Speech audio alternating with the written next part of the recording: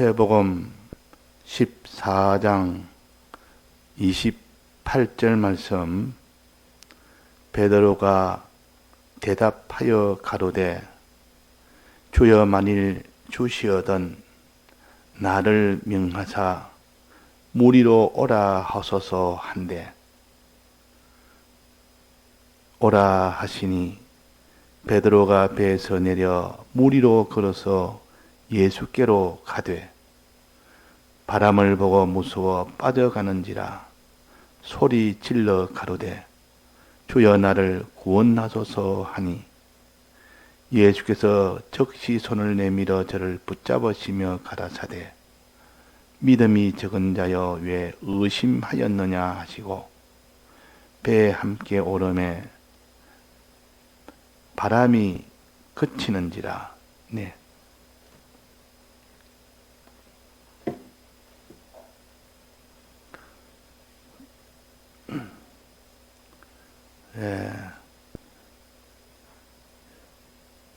오늘 이 말씀에는 네 가지 신앙에 대해서 우리가 배웠습니다.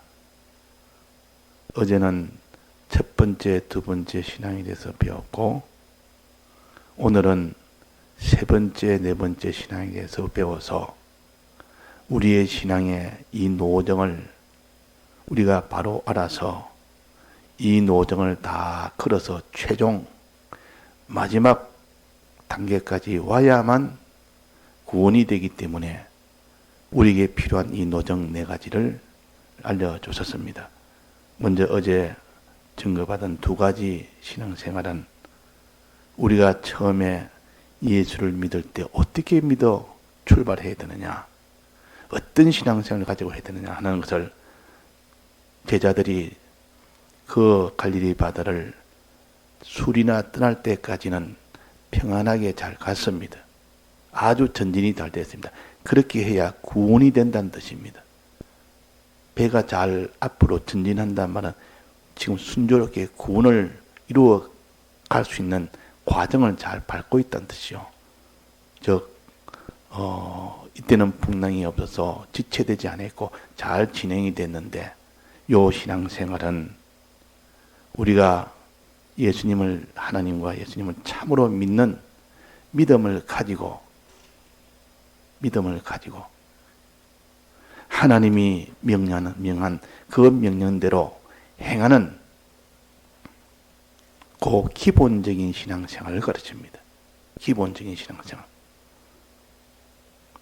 그래서 예수님이 오병이의 이 기적으로 먹이고 나니까 믿음이 충만했고 그 믿음을 가지고 또 주님이 건너편으로 가라는 그 명령, 그 명령의 행함을 가지고 요 믿음 믿고 행하는 요 신앙생활로 일관하여 나갈 때는 그 사람이 점점 건너편으로 다가가고 있는 겁니다. 그러나 이것은 건너편으로 완성이 된 것은 아닙니다. 그것이 기초가 되고 출발이 돼서 그것이 기본이 되어서 점점 향하여 나아가는 것입니다. 그러면 이 생활은 어떤 생활을 말하느냐? 우리가 배운 것처럼 첫째 하나님의 말씀을 늘 들어야 되는 예배 생활을 할 때 이렇게 됩니다. 예배 생활이 돼야 됩니다. 예배 생활과 또 죄와 싸워 이기는 생활, 죄를 짓지 않는 생활, 요 생활과 또 하나님을 모시고 사는 생활, 또 하나는 다른 사람에게 복음을 전하는 생활이에요.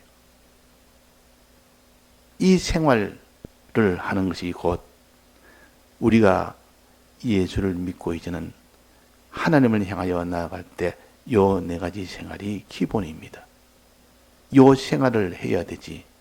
요 생활을 지금 제자들이 믿음을 가지고 주님이 가라는 그 명령대로 요 네 가지 생활을 잘 합니다, 지금. 다른데 마음이 기울어지지 않고 이 일에만 일편단심 그 일을 합니다. 그러니까 앞으로 진행이 된다, 나아간다 그 말입니다. 우리는 예배 생활을 잘 해야 됩니다. 또 그 사람은 죄와 싸워 이기는 생활을 해야 됩니다. 또 그 사람은 주님을 모시고 사는 생활을 해야 됩니다. 또 다른 사람에게 복음을 전하는 요 생활을 해야 됩니다. 요 생활을 기본적으로 자기가 할 때 그것이 하나님으로 나아가는 요 과정이 됩니다. 두 번째 신앙생활은 뭡니까? 그렇게 하다가 풍랑이 왔다. 그 풍랑이 온 이유는 예수님을 잊어버렸기 때문에 그렇다. 예수님을 버린 겁니다. 예수님에 대한 믿음도 버려버렸고 예수님이 명령한 그 명령도 버려버렸고 그러니까 내나 배를 젓고 나기는 나아가는데 열심히 배를 젓는데도 목적도 잊어버렸고 예수님은 마음속에 텅 비어버렸습니다. 그러니까 거기서 큰 풍랑이 와서 회개할 때 거기서 풍랑이 때 회개할 때 예수님이 그들에게 주의 음성을 들려서 회개하고 나니까 비로소 평안이 왔습니다. 자, 우리는 회개하는 신앙이 있어야 됩니다. 우리는 이렇게 이 하나님을 떠나는 요 신앙생활에 대해서는 안 되겠지만은 이 세상에 살다 보면 자기 속에 있는 옛사람과 우리 밖에 있는 세상의 미혹이 그게 영향을 받아서 어쩔 수 없이 또 이 기본적인 신앙생활을 벗어나는 그런 사람이 됩니다. 그럴 때 이 모든 회개를 하는 이 회개 생활을 가르칩니다. 우리는 회개라는 그 걸음이 항상 우리 속에 있어야 그 사람이 넘어지고 다시 일어나고 넘어지고 다시 일어나고 그래서 오른발은 이 우리의 하나님의 신앙생활을 하고 또 왼발은 넘어지면 다시 일어서는 그 신앙생활을 해라. 무릎을 다시 세우라 그랬습니다. 성경에 보면 무릎을 다시 세우란 말은 걷다가 넘어졌으니까 무릎이 꺾였으니까 걷지는 못한 다시 무릎을 세우란 말은 회개해라. 주님 앞에 우리는 평생 이렇게 네 가지 요 기본 생활을 하는 것에 힘쓰다가 또 그것이 연약해서 또 넘어지면 또다시 회개하여 일어서는 그 신앙생활을 하라는 것을 어제도 우리가 배웠습니다. 이런 신앙 과정이 반드시 있어야 됩니다. 아브라함도 이 과정을 거쳤다고 어제 우리가 들었지 않습니까? 아브라함도 믿음의 조상 아브라함도 이런 걸음을 걸었습니다. 죄 짓는 이 걸음이 없었으면 좋겠지만은 그러나 없을 수는 없습니다. 그러나 거기서 회개한 자는 거기서 이제는 다시 소섬을 솟아나는 겁니다. 예수님 십자가에 못 박히실 때 그 11제자는 전부 다 도망을 갔습니다. 그러나 그 뒤에 11제자는 다 회개를 했습니다. 회개해서 마지막 최종 구원을 이루는 십자가의 걸음을 걸어서 구원을 다 이루었습니다. 그러나 가룟 유다는 예수님을 떠난 것이 떠났고 또 예수님을 팔기까지 했습니다. 그런데 예수님을 팔은 유다나 예수님을 떠난 11제자나 내나 똑같습니다. 내 죄는 똑같은 죄요. 그러나 이 가룟 유다는 회개를 안 한 겁니다. 후회는 했지만은 주님 앞에 내가 나아가면 이거 다 용서를 받는다는 이 회개를 하지 않았기 때문에 그래서 멸망이 된 겁니다. 회개할 기회를 다 자기가 버린 겁니다. 이것이 자살이요. 자살이라는 것은 회개할 기회를 자기가 스스로 다 버린 겁니다. 그래서 우리는 회개라는 것은 이 11제자가 그렇게 신앙이 있어 주를 따를 때 배도 그물도 부모도 다 두고 따른 이 제자들이지만은 막상 십자가의 걸음에서는 다 거기서 도망간 예수님과 같이 십자가를 지지 못하는 그런 제자가 된 것을 볼 때 이 죄악에서 우리는 항상 피동을 받는 그런 연약한 우리라는 것. 그러나 회개했을 때 하나님이 그에게 이전의 것을 다 사해 주시고 이제는 새 소망을 줍니다. 회개했을 때 이전보다 더 나은 새로운 소망을 주어서 그 죄 짓는 자가 이제는 회개하니까 이전에 있는 신앙보다 한 단계 더 앞서 나갈 수 있는 그 소망을 줍니다. 과거에는 내가 이렇게 살았지만 이제는 내가 다시는 그렇게 살지 않겠습니다. 이제는 내가 더 주님을 더 따르겠습니다. 이런 소망을 가지고 사는 이것이 곧 나를 무리로 오라서서 이 소망이 생긴 겁니다. 지금까지는 무리로 걷는 신앙생활은 안 했습니다. 배를 타고 걷는 신앙생활을 했지. 이제는 예수님처럼 나도 무리로 걷게 해주옵소서. 자, 무리로 걷는 생활은 권능 있는 신앙생활입니다. 초자연의 신앙생활이요. 보통 사람들이 다 하지 못하는 놀라운 신앙생활. 이야, 대단하다. 어떻게 저럴 수 있을까? 그런 신앙생활을 가르쳐서 무리로 걷는 신앙생활이라 그랬다.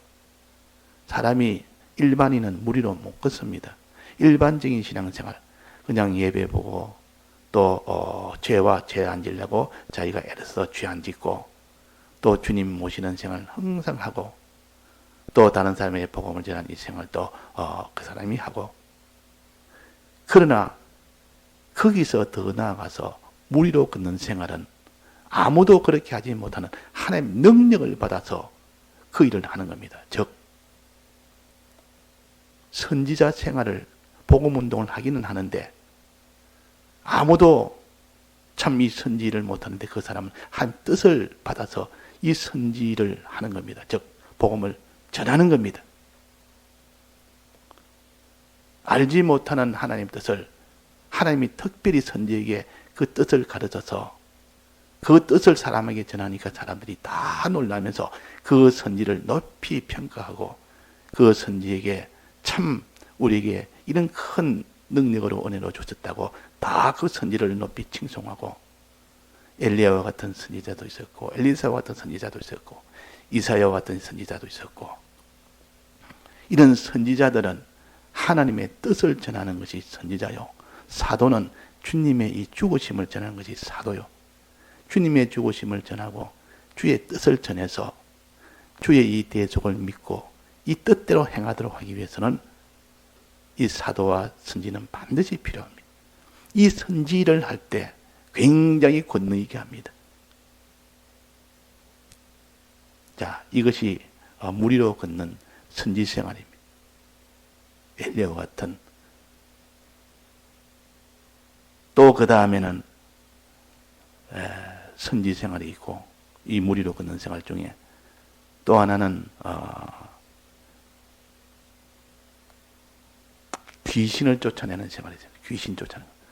그 사람이 명하니까 귀신이 쫓겨나가 버립니다.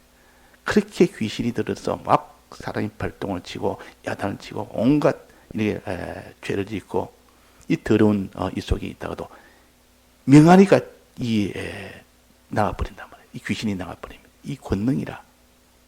이 권능 있는 이 권능을 가지고 복음 운동을 합니다. 사람들이 이야, 참 저렇게 대단하다.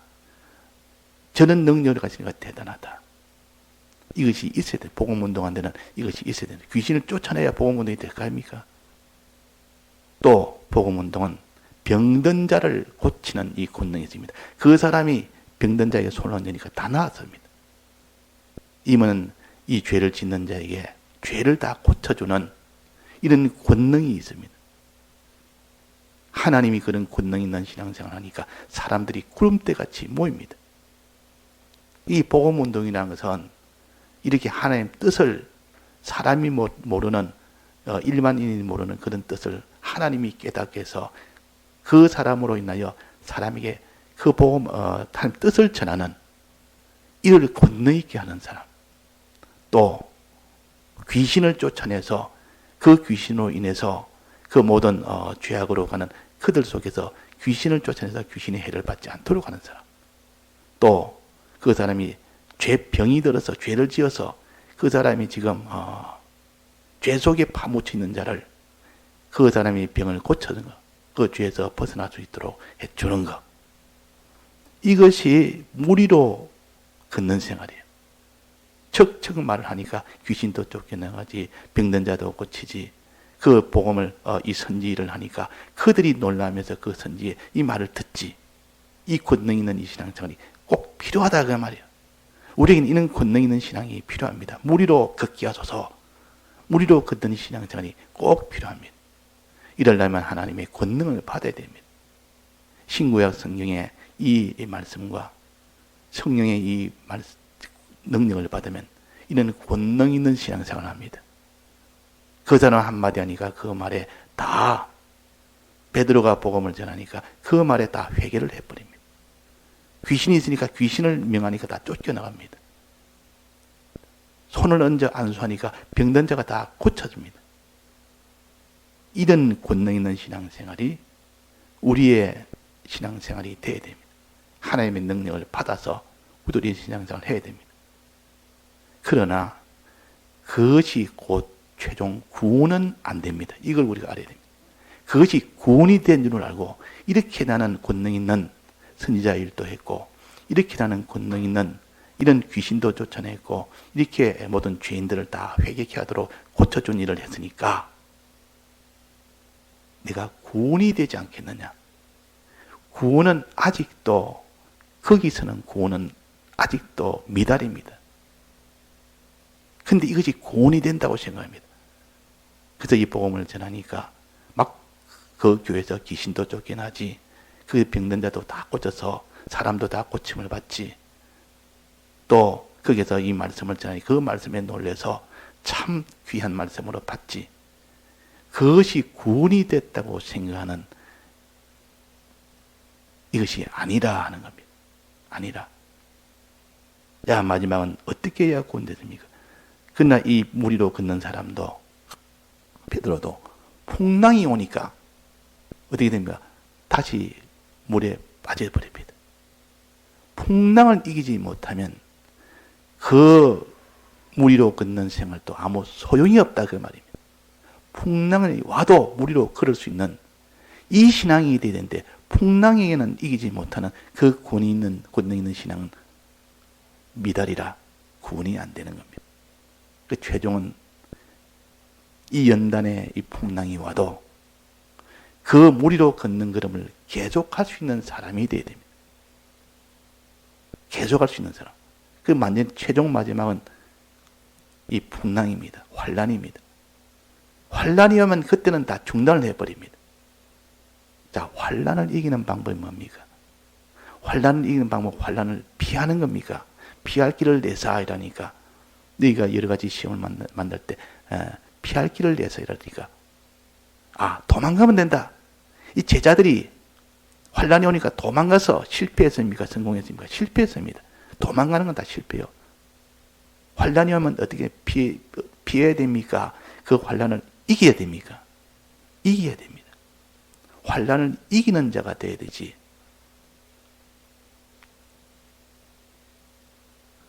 그래서 우리 찬송가에도 보면 그 유재현 목사님이 지은 찬송가 중에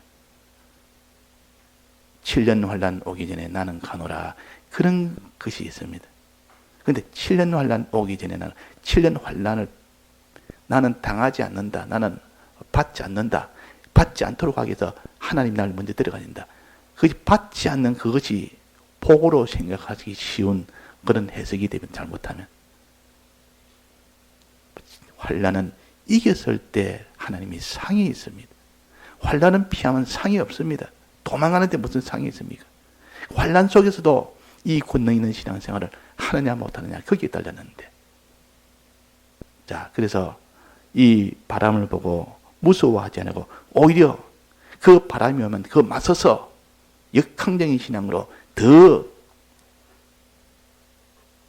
이 신앙생활을 힘차게 나가야 되는데, 자, 이 환란을 이기는 방법이 뭡니까? 환란이 와도 이 무리로 걷는 생활하는 방법이 뭡니까? 자기를 부인하고 자기 십자가를 지는 것이라. 이게 마지막입니다. 자기 십자가를 지면서 이 복음운동을 하는 것입니다. 자기 십자가를 지면서 이 환란 속에서 이기는 방법은 자기 십자가를 져서 이기는 것이지 피해서 이기는 것이 아니라, 피하는 것이 아니라, 피하면 지는 겁니다.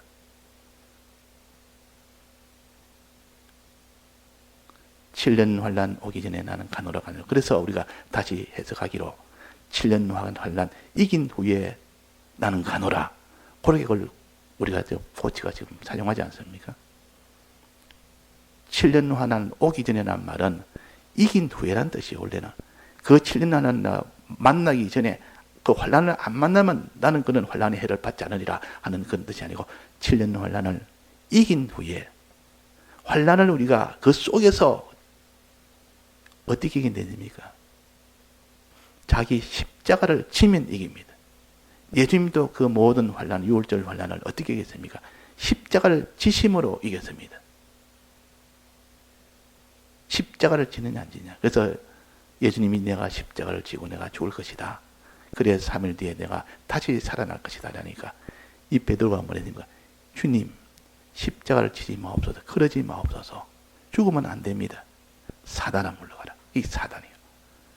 마지막 십자가를 못 지도록 환란 때에 자기를 드리는 일을 하지 못하도록 하는 내 속에 그런 생각이나 다른 사람 속에 있는 생각이나 그런 주장은 다 사단이라고 예수님은 말씀을 하셨습니다. 구원이 안 된다 그 말이에요. 그러니까 십자가를 지면, 그래서 자기를 부인하고 자기 십자가를 지는 자는 나를 따라올 수 있다 그랬단 말이에요. 이것이 구원이 된다 그 말 아닙니까? 그러면 요 권능 있는 무리로 걷는 신앙생활이 아니라 이게서 배에 함께 올라서 함께 가는 생활이에요. 그때 바람이 그치는데, 그때 환란이 다 이제는 소멸됩니다. 왜 이제는 환란을 이겼으니까. 이겼다 그 말이에요. 이겨서 환란이 이제는 다 소멸되어야 되는 것이지, 피해서 환란을 받지 않아서 그것이 해결되는 것이 아니라 하는 겁니다. 어떻게 이깁니까? 이기는 방법은 유일하게 자기를 드리는 것이요, 십자가를 지는 것이요, 예수님의 죽으심처럼 우리도 죽는 것이라고요 말이에요. 근데 죽는 것이 사람이 쉽습니까? 복음을 위하여 죽는 것이 쉬운 일입니까? 제일 어려운 일이 자기를 드리는 일이요. 예수 믿는 사람이 십자가를 지지 않으면 그는 다 구원은 안 되는 겁니다. 아무리 권능 있는 신앙생활이라도 그 속에 십자가를 최종 지지 않으면 그 구원은 안 됩니다.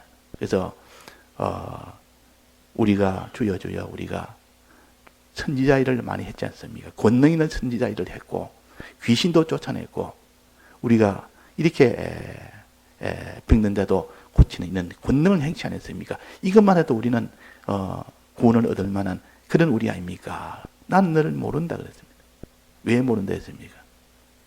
십자가를 지지 않으면 나는 너를 모른다. 환란 속에 십자가를 지는 거기까지 가야만 되지. 환란 속에 십자가 안 져도 권능 있는 신앙생활을 했기 때문에 주여 주여 저를 알지 않습니까? 그랬단 말이에요. 난 너를 모른다는 것은 그걸 십자가를 안 져도 구원이 된다고 여기며 그것을 말하는 사람은 그 사람을 뭐라고 하냐면 거짓 선지자라고 그랬습니다. 거짓 선지자. 마태복음 7장에 있는 것처럼 거짓 선지자를 삼가라 해놓고 맨 마지막에 아버지 뜻대로 행하는 자라 해야 되지, 아버지 뜻대로 행치 않으면 그 사람은 모래 위에 지은 집과 같다. 환란 때에 다 무너진다. 구원이 안 된다. 그 말이에요. 이때 아버지 뜻대로 행한단 말은 자기를 드리기까지 아버지 뜻대로 행하는 겁니다. 자기를 드리기까지 아버지 뜻대로 행하는 거죠. 그냥 뜻대로 행하고 자기가 어려움 만나면 어려움을 피해버리고 그때는 뜻대로 하는 것을 중단해버리고 어려움 없으면 하나님 뜻대로 하고 어려움 오면 하나님 뜻대로 하는 것을 중단해버리는, 이것이 되면 그 사람은 최종 구원을 얻지를 못한다 하는 겁니다. 오늘 새벽에는 어제 두 가지 신앙생활에서 두 가지 더 추가해서 무리로 걷는 신앙생활과 환란을 물기를 이기는 신앙생활, 이 두 가지를 우리가 다 거쳐야 최종 무리로 걷는 신앙생활에서 멈추지 말고 풍랑이 와도 그 풍랑 속에서 풍랑을 이기는 신앙, 즉 십자가를 지는 신앙이 될 때 그 사람이 아버지의 뜻대로 행하는 자요 온전히 이루는 자라 그랬습니다. 요한복음 4장 34절에 보면 아버지의 뜻대로 행하는 자가 돼. 내 양식은 아버지의 뜻대로 행하는 것이요 그것을 또 온전히 이루는 것이라. 온전히 이룬다는 말은 무슨 뜻입니까? 뜻대로 하되 그 환난 속에서 자기 십자가를 지는 것이 그 아버지 뜻을 온전히 이루는 겁니다. 십자가를 지지 않으면 아무리 아버지 뜻대로 한다고 막 온갖 이런 보험운동 따고 선지자 일도 하고 또 자기가 이런 귀신도 쫓아내고 이런 또 병든 자도 고치고 수없이 많이 하고 애를 쓰고 해도 자기의 십자가를 지면서 환난 속에 그 일을 해야만 구원이 되는 겁니다. 94장 찬송에 백무사님 지은 93장 찬송에 보면 이제라는 믿음으로 살 때 큰 권능이 일어나는 그런 신앙생활을 해야 된다. 믿음으로 살면 하나님의 권능을 보게 된다. 그러나 맨 마지막 3절에는 고문 고영잔치 많은 이런 고난과 이런 모든 핍박과 그런 죽음 속으로 가는 그런 속에서 최종 구원은 이루어진다는 것을 그것이 94장 찬송입니다. 1절은 소망생활이에요. 우리는 소망을 가지고 이 생활을 해야 되고 두 번째는 믿음으로 살아 권능 있는 신앙생활을 말합니다. 세 번째는 자기를 다 드리는 고문고영잔치 그 고영을 받으면서도 마지막 생명을 전하고 주님 앞에 가는 이런 십자가 생활을 가르칩니다. 그래야 마지막 구원이 된다는 것이요. 그 배모에서도 마지막에 죽음으로도 다 끝이는 겁니다. 죽임을 당한. 그래서 최종 성공이 됐다 그 말입니다. 다 같이 통성으로 기도하시다가 자유하시겠습니다.